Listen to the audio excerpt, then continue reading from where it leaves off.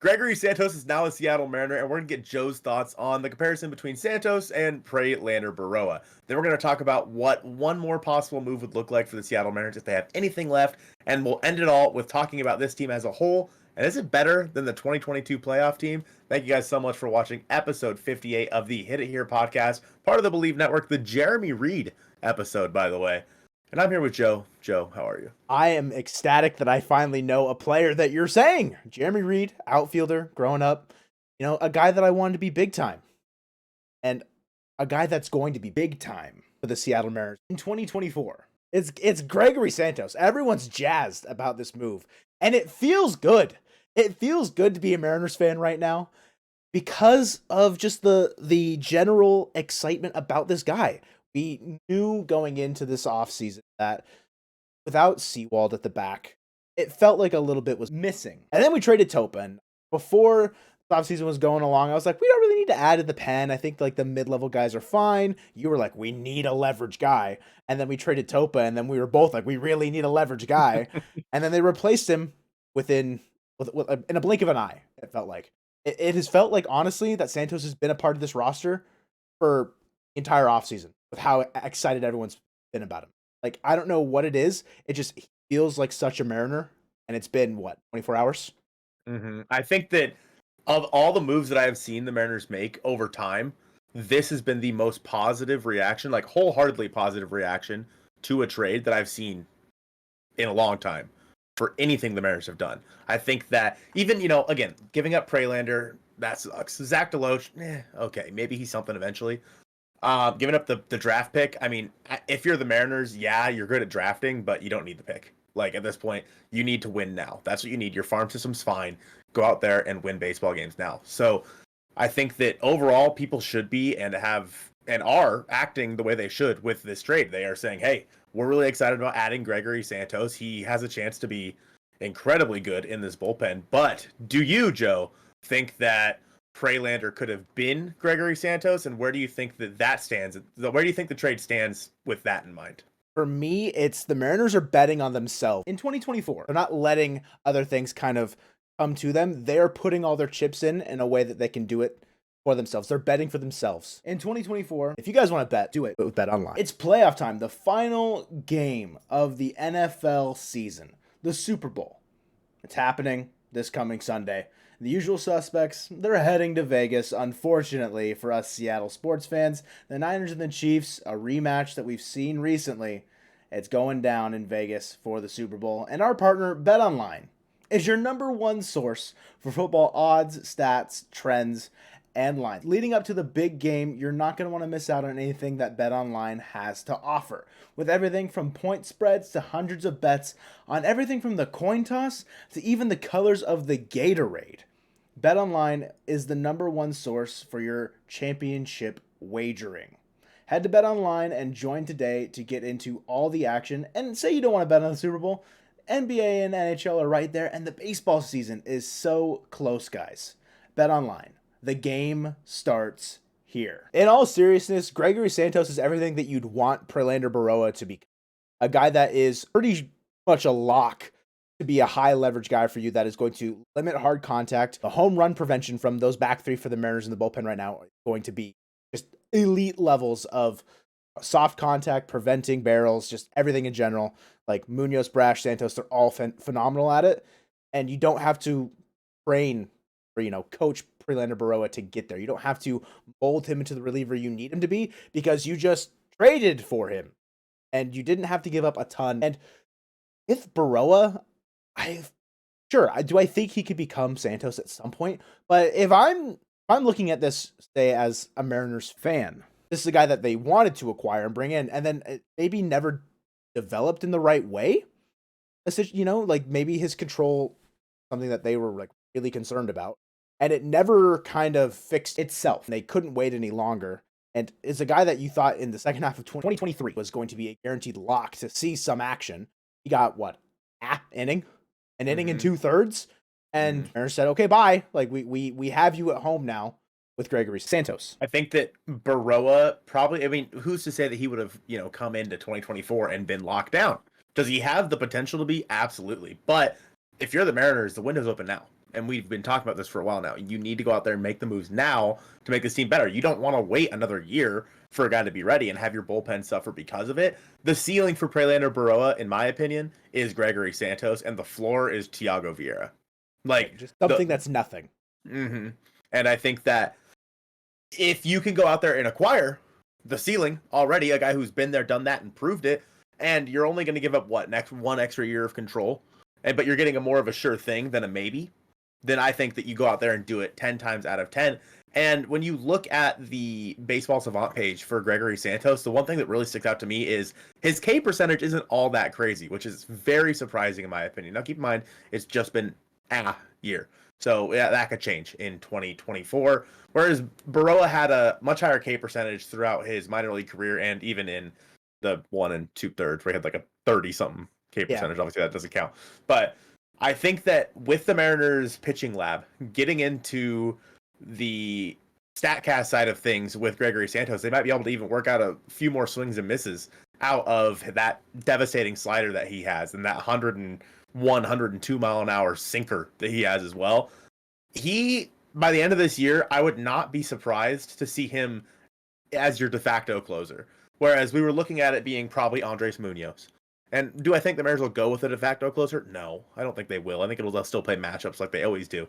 But this gives you options. There was a guy in our comments saying like, oh, well, sorry, they can't pitch every day. Yeah. It's like, the whole point is now you basically needed Brash and Munoz to pitch every day. Now you don't. Now you can, instead of having Munoz pitch one day, have Santos pitch one day. The next day you can have Santos and Munoz pitch, and the day after that it can be Brash and Munoz. Like, you don't have to work all these guys multiple days in a row anymore by adding someone like Gregory Santos. This trade is an absolute slam dunk for the Mariners. You make this trade every single time, given the opportunity, because frankly, this team's in win now mode. The White Sox really shouldn't be. They're a team that should continue selling off pieces, in my opinion. And so they're going out and reaching for the future. Prelander, in my opinion, isn't, unless they convert him back to a starter, which I think would be stupid. If they change it back to a starter and he succeeds, then they win the trade. Absolutely. But if they continue to use him as a reliever, they basically just got Gregory Santos again. Yeah, for a couple years, maybe a year removed. I think the thing that I'm not really worried about Santos's like K percentage really, because got that in Munoz and Brash already. Like, his stuff doesn't have to be punch out guy. Limits hard contact in a very good way. Where say it's not this elite level of strikeouts, okay, that's fine. He's not going to be giving up a ton of hard contact. Something that will definitely boost his K percentage is if they rework that sinker. Sinker was not good. Sure, he throws it hard, but in terms of batting average against, run value on Savant, it's like -7, I think, or maybe it's -1. They look similar, and don't laugh at me. But I know the batting average against was like above 300. So like they need to rework the sinker in some capacity, whether they turn it into a two-seam to go opposite movement of the slider, which I feel like is a pretty easy fix. Still going to be able to throw it over 100. Like it's hard to look at this trade and be like you have to be excited about this move because it solidifies the back end of your pen now. And you don't have to worry about going out and making another move, even though there's maybe some guys out of the market that could have made sense. Now you can turn your attention away from maybe another reliever in that market or that higher end market to a middle market reliever or maybe even another bat to fill out this lineup. And I mean, I don't even know if I have one picked out yet. If there were to be another move, and after the Polanco trade, we were like, is there really going to be another move? Because at that point in time, it didn't really. I didn't see the space in the roster for it necessarily, but it's showing that this front office is willing to be creative and work hard for their moves, I think. So if there's one more move coming, I'm now not going to be surprised. Let's put it this way. I have to say that if you are somebody who is in the comments of any Mariners post at all, blaming things on Jerry Dipoto or Justin Hollander right now, you're clueless. They have absolutely hit this offseason out of the park with the resources that they were given. And the fact that they have turned this team into what it is going into 2024, in my opinion, the best team in the American League West. Homer! Yeah, I know. God, bootlicker, John Stanton's paying you to sell tickets. Shut up. All right. This team is the most well-rounded team in the division by far. It's not even a question. It's not even close, in my opinion. This team's the most well-rounded team in this division. The fact that they were able to go out there and make these moves that they have with this budgetary constraints that were put on them by John Stanton is nothing short of incredible. Now, with that being said, that doesn't mean that this team should be done looking for ways to make this team better, because there are still places that you can fill out this team. Overall, places, nobody's going to get that. Overall, I look at this team, and there's not one blatant position that I think needs to be upgraded. But you and I talked about it a little bit after the Santos trade the other day. Cody Bellinger makes this team a clear front runner. Like, it's not even a question at that point. Stay with me. All right, stay with me. All right. It's not going to happen. But if I somehow see Cody Bellinger and the Mariners just like in a passing bomb, oh man, I'm gonna start taking my clothes off. It's a situation that the fit, I think it's beginning to make more sense with how creative the roster's becoming, I think. And I just think the price range is unrealistic for this offseason specifically and the resources that they're given. I think it's a nice thought. And, you know, why not go for it? Why not try and go get probably the most legitimate bat still left on the free agent market to really solidify your offense and solidify your team as the AL West favorites? Of course that would make sense. But again, you know, dialing it back a little bit, reeling us back into reality a little bit, I think that positionally, Cody Bellinger makes sense. So you could look to free agency and try and find someone similar. And I think Adam Duvall is a guy that's right there. It's not fun, and it's definitely not Cody Bellinger. But it is, I think, a good insurance policy to, I mean, Duvall was injured a lot last year, but a pretty, I think, injury-risked team. And, you know, those words taste bad coming out of my mouth. But, like, Mitch Haniger, are we going to trust him to go out and give us 100, 110, 120? I don't know. So having, like, a guy like Adam Duvall that can just be like, hey, I'm just budget Mitch Haniger. Did I say that right? Budget? I feel like I said that word weird. Budget Mitch Haniger right away. Like, it's I think a move that can make sense, and I think that's more in line with the Mariners' financial, like, flexibility right now. It's probably, what, 7 to 15 million in that range. It's a pretty big range, but like 7 to 15, somewhere in there. What? No? If Adam Duvall gets $15 million, I think he'd get like 10. I'm saying where they'd be at, they'd still have a little bit to play with in season. Oh.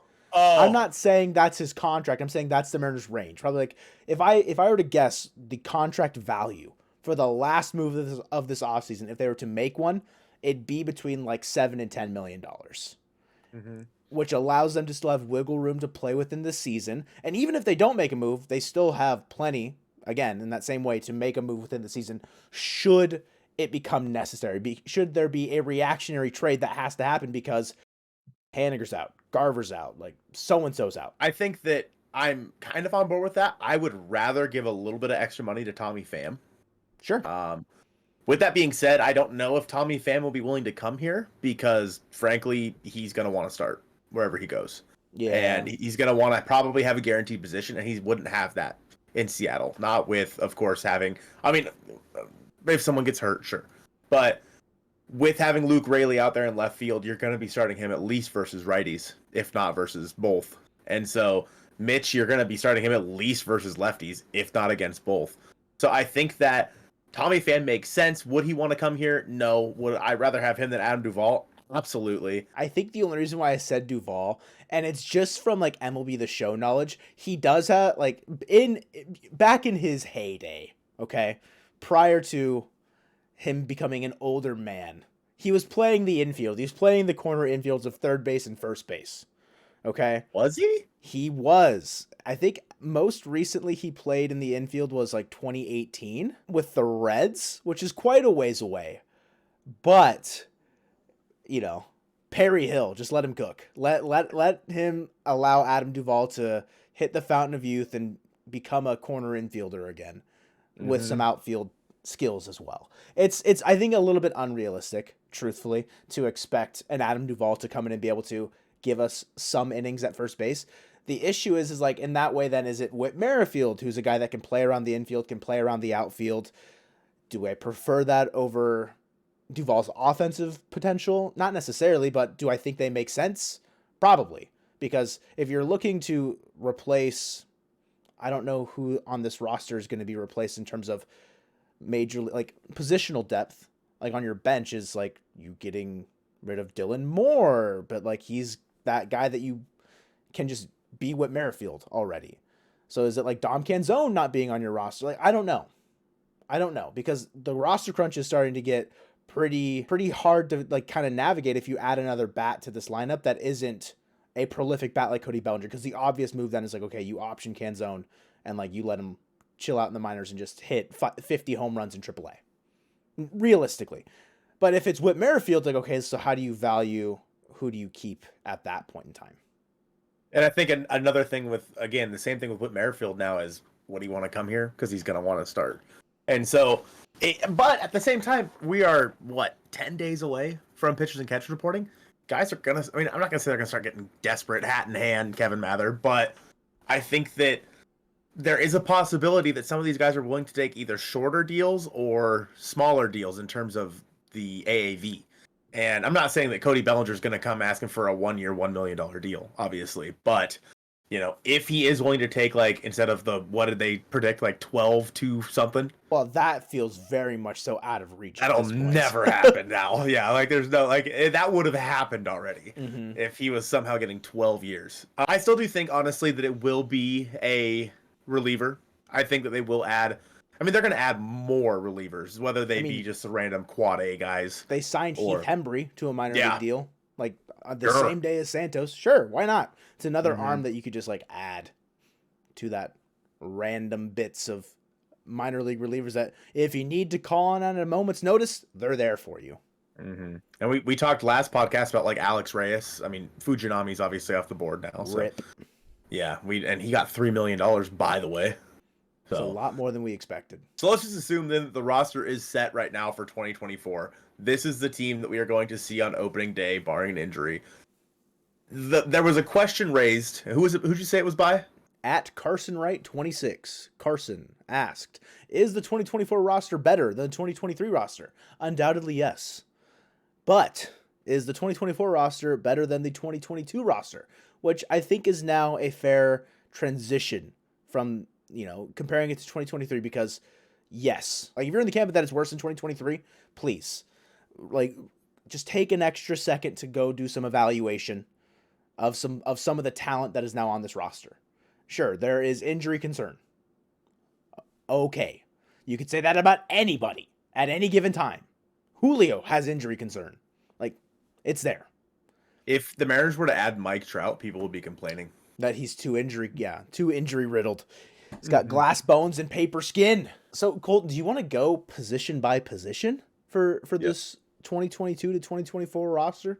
The team that ended the drought, and then the team that will end the eventual 1-year drought? Calling my shot now. I do, yeah. So, starting at catcher, Cal Raleigh. I think is he better now than he was in 2022? I think pretty safely. Yes. That was his big breakout year, and I remember the previous year in 2021, whenever Cal would get up to bat, I'd go, oh, Raleigh, like saying really, like really he's up to bat, really? That's Raleigh. That's very creative. Raleigh dumb, I know. But then he just don't shake your head at me, all right? You're lucky I didn't walk out. I'm keeping it fun. Cal has taken more steps forward. He is better than he was in 2022. Undoubtedly. First base? I think some argument to be made, because Ty was an all-star. So I think for good reason you could say 2022 France might be better than 2024. Of course, there is that second half slump, the nagging wrist injury. I hate you, Sheldon Noisy. You ruined my boy. The only reason anybody will ever remember his name. And I keep bringing him up. I should really just not name him. He who shall not be named hurt Ty France's wrist. I think you could maybe say equal. I know Switch said equal, but I might just lean 2022 France to not be super biased. Second base, Jorge Polanco. Is he better than Adam Frazier? Yeah, I think Yep. he'll be better. I think it's just Adam Frazier, I think, was asked too much. Too much flexibility. He was playing the outfield. He was moving up and down the lineup. And sure, that's not necessarily on Scott or anybody else's fault other than Frazier not like really performing at the plate. But yeah, Polanco will be better. Mm-hmm. Yeah, no doubt in my mind. Do we want to go by position number or just around the diamond? We're going to third base. All right, third base. 2022 Gino, I think, is better than Urias and Rojas. I like that it's a platoon. That's something that, happy that is now a thing. We're no longer depending on just Luis Urias. It is a platoon, so you can use that to your advantage, but is it going to put you at a 130 WRC plus between the two of them with 30 bombs and almost 100 driven in? No, I don't think so. Probably not. Yeah. And as far as defense, like Gino I don't think he was necessarily that great at third in 2022, but I would say he's probably going to be, it'd probably be equal between him and Urias, realistically. We go to shortstop.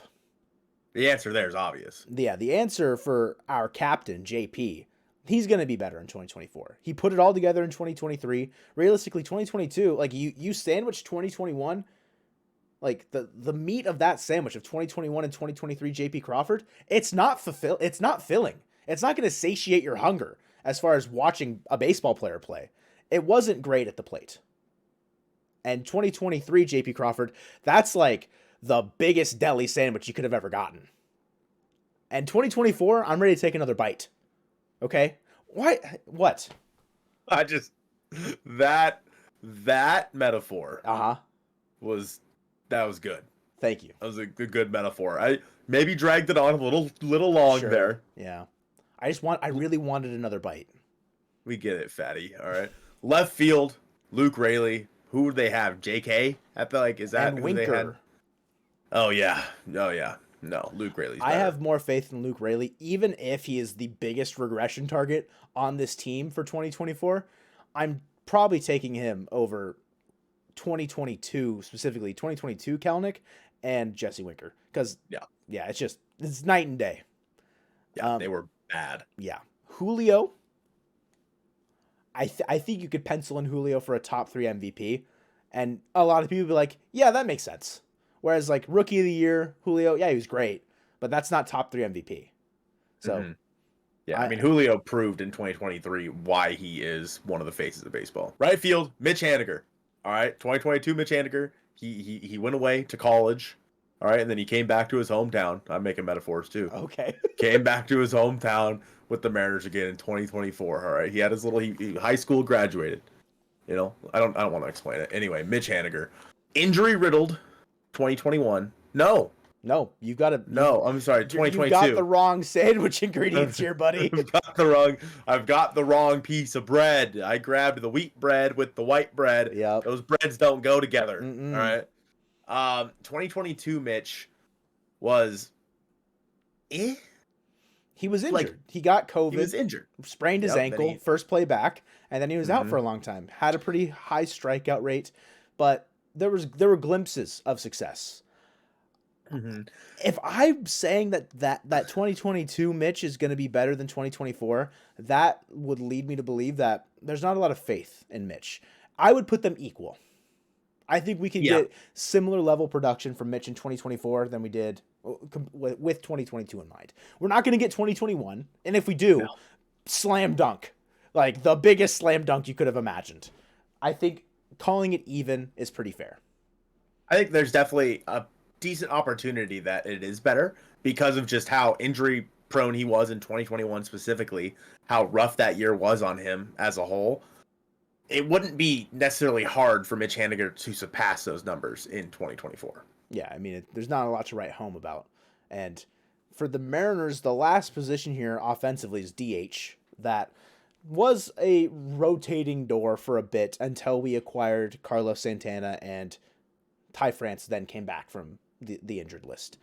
And Santana was good. I will say that Mike Ford was better statistically in 2023. So if we don't think Garver can be better than Mike Ford, then there's that kind of like, what are we talking about? So Garver should be better than Carlos Santana in the 2022 DH position. Mm-hmm. And if you want to say throw Mitch in there a couple, they're both named Mitch. If you want to throw Haniger in there a couple times, maybe Dom Canzone, like sure, there's a couple other guys that can fill in for DH should things go sideways. But Garver will be better. Yeah, I think there's no doubt about that. Did Carlos Santana play a big role for the Mariners in 2022? Absolutely. But just from a statistics and an offensive number standpoint, it's going to be Mitch Garver every time. So I think that for the pitching staff, we just do as a whole. Let's start with the bullpen because honestly, I'm going to go with the 2022 bullpen. Thoughts? I think that's fair. You're getting resurgent Matt Brash or whatever you want to call it, him rising from the dead in 2022 after his failed stint as a starter. So like there was still some hiccups there. I think Munoz was a lot better in 2022 than what we got out of him last year. And of course, like you had Seawald. So do I think that there's potential for it to be better in 2024? But maybe, there's room for it, but like 2022, you had Eric Swanson there. Like you had some dogs. Diego Castillo was good. Yeah, he wasn't a bum yet, kind of a vibe. Like he was still giving us solid innings. So I can agree with 2022, but it's close. Mm-hmm. You don't want to go. You don't want to go pitcher by pitcher. Like starting pitcher by starting pitcher? Yeah, I think we can. All right, bet. Let's do it. Like 2022 Castillo post All-Star, like acquiring, he was lights out. I think I think 2022 Castillo is better than 2024. What we can get. Agreed. Realistically, he's aging. Regressions. Again, it's bound to happen eventually. If it hits him this year, so be it. He's still going to be good. I'm not overly worried if he does start to kind of plateau. Kirby's the number 2. So yeah, Kirby, he's better than he was in his rookie year. Dude's going to be a top 5 Cy Young guy probably. It's a pretty safe call to say, okay, yeah, George Kirby will be better than his 2022 self. I think last year was better than 2022, so I expect him to just continue to grow. I'd say the same for Logan. I mean, Logan is better now than he was in 20. You don't think so in 2022? I think he's a more complete pitcher. You look at his stats. His stats in 2022 are better than 2023 in terms of just ERA. Like he had like a 3.2 or 3.3 in 2022, and he had like a 3.7 last year. But there were some other like more like StatCasty stats that were better for Logan in 2023. So I think he's a more complete pitcher now. If anything, I might say equal, but I won't be mad at anybody saying, of course, Logan's going to be better. Because I've been calling that he's continuing to take steps forward. It's just a matter of, like, when does he reach his peak? If that's 2024, okay, so, like, we kind of know what we're getting. If it's not there yet, then we move. We continue, and we're just continuously better. So I guess let's do Bryce Miller to Robbie Ray. I feel like, if we're talking... Unless you want to do like the pair of Robbie Ray and Marco to Miller and Wu. Something like that. I don't think they should be paired together because Robbie Ray and Marco are two very different pitchers. Honestly, like I would take 2022. This is going to be crazy. 2022 Robbie Ray over either of them. I think so as well. But it's the order close. Of operation is Ray, like Miller, Wu, whichever one you prefer, Marco. That is how that list would go. Just because Robbie Ray's a guy that has been there, done that for a long time. Goes out there, innings eater, big strikeout guy. Whereas Miller and Wu, we saw glimpses of greatness, but how sustainable is it? We're not entirely sure yet. Of course, you and I are both pretty high on the idea that they're going to be good again in 2024. It's just, would they be better than, a 102 ERA plus or whatever Robbie Ray posted? Maybe. But, looking forward to more so Miller Wu really taking that big step in like 2025, realistically. Yeah, kind of similar to what we saw with like Logan. I mean, again, Logan, like you said, was really good in 2022, but then that was his second year, right? That was his second year in the bigs. But overall, in my opinion, you look at Logan in 2023, even if his some of his numbers aren't there, I do think that he was a better pitcher in 23 than he was in 22. It's that like third year I feel like you really get to see these guys take that next step. And we saw a big step from George Kirby in just his second year last year in 2023. So I can only imagine what it's going to look like in 2024 when we're looking at Brian Wu and Bryce Miller. I almost mixed up their names and called him Brian Miller. That's the same thing. Yeah, why not? I think that you're right. Once we get to 2025, they're going to become maybe not on the same level as George Kirby and Logan Gilbert, but that is the next wave, in my opinion. 2024, though, I think, yeah, I'd still go with Ray. I'm going to take both of them over Marco, though, like you said. Ultimately, that last little fight, I don't really think changes much about what we've said here. The 2024 team, it's at least on pace and on paper to be better than the 2022 team that ended the drought and took the Mariners to the playoffs. They got 90 wins, right? Yeah, in 2022, right. yeah. Yeah. I was like, wait, was it 89? No, it was 90. And there were 88 wins last year, and this team is objectively better than they were in 2023, and they got 88 wins last year. The pitching staff will grow and be better. The bullpen, probably close-ish in terms of what you're going to get out of it. And the offense completely retooled, less strikeouts, hopefully more run-scoring, run-producing opportunities with just moving the line down, and just more guys that I think you can pencil in 1 through 9 and have your lineup feel pretty stretched out. Whereas last year, it fell off pretty quickly. If you guys want to get to know two of the newest Mariners, we have 2 videos on the screen right now. One breaking down the Jorge Polanco trade and one breaking down the Gregory Santos trade. Go ahead and check one of those out next. Thank you guys so much for watching episode 58 of the Hit It Here podcast presented by Bet Online, the Ryan Garten episode of the Hit It Here podcast, and go Mariners.